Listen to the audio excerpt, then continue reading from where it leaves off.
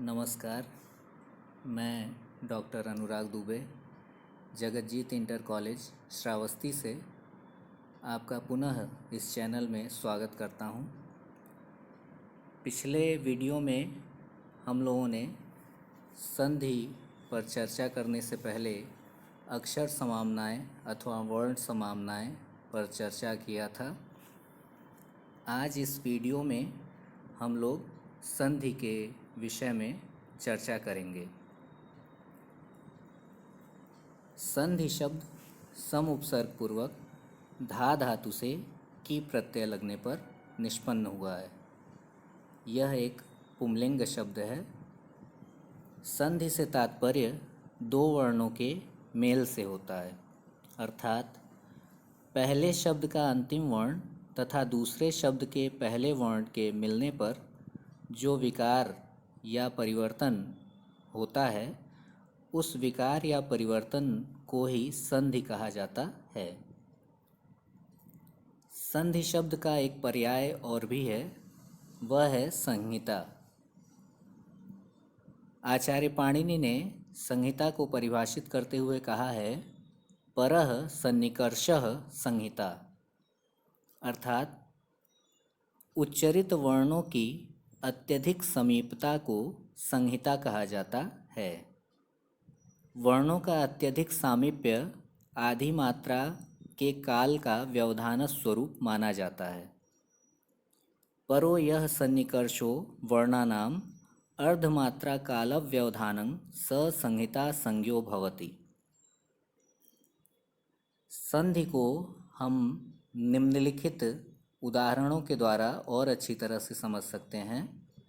जैसे देव प्लस आलयः, यहाँ पर पहले शब्द देव के अंत में अवर्ण आया है तथा दूसरे शब्द आलयः के प्रारंभ में आवर्ण आया है। इन दोनों वर्णों के स्थान पर अत्यधिक समीपता के कारण आ वर्ण परिवर्तन के रूप में प्रकट हुआ है और नया निष्पन्न जो शब्द है वह देवालय हुआ है। दूसरा उदाहरण है रमा प्लस ईशः। यहाँ पहले शब्द के अंत में आ वर्ण है और दूसरे शब्द के प्रारंभ में ई वर्ण है। इन दोनों वर्णों के मिलने पर जो विकार या परिवर्तन हुआ वह ए के रूप में प्रकट होता है और जो नया शब्द निष्पन्न हुआ वह रमेशः है। अगला उदाहरण देखते हैं। अगले उदाहरण में दो पद हैं सत प्लस जनः। पहले पद के अंत में त वर्ण है और दूसरे पद के प्रारंभ में ज वर्ण है। यहाँ पे जो परिवर्तन हो रहा है वह दोनों के स्थान पे होने की बजाय प्रथम शब्द के अंतिम वर्ण त के स्थान पर हो रहा है। प्रथम शब्द का अंतिम वर्ण त परिवर्तित होके ज के रूप में बदल जा रहा है और इस तरह से जो नया शब्द निष्पन्न हो रहा है वह सज्जनः है। अगले उदाहरण में दो पद हैं विष्णुः प्लस त्राता। यहाँ पहले पद के अंत में विसर्ग आया है और दूसरे पद के प्रारंभ में त वर्ण है।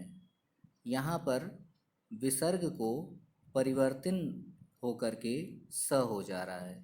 इस प्रकार से जो नया शब्द निष्पन्न हो रहा है वह विष्णुस्त्राता के रूप में प्रकट होता है।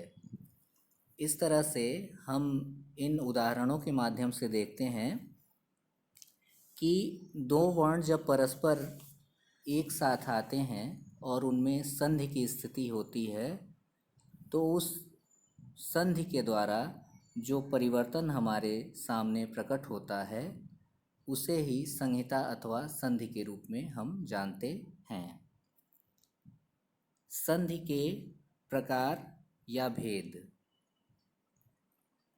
संधि मुख्यतः तीन प्रकार या तीन भेदों वाला होता है। यद्यपि इन भेदों के अनेक उपभेद अथवा प्रभेद भी बताए गए हैं, परंतु मुख्य रूप से संधि 3 प्रकार का है। पहला स्वर संधि, दूसरा व्यंजन संधि और तीसरा विसर्ग संधि। स्वर संधि को हम अच संधि के रूप में भी जानते हैं तथा व्यंजन संधि को हम हल संधि के नाम से भी जानते हैं। अगले वीडियो में हम लोग स्वर संधि के विषय में चर्चा करेंगे। धन्यवाद।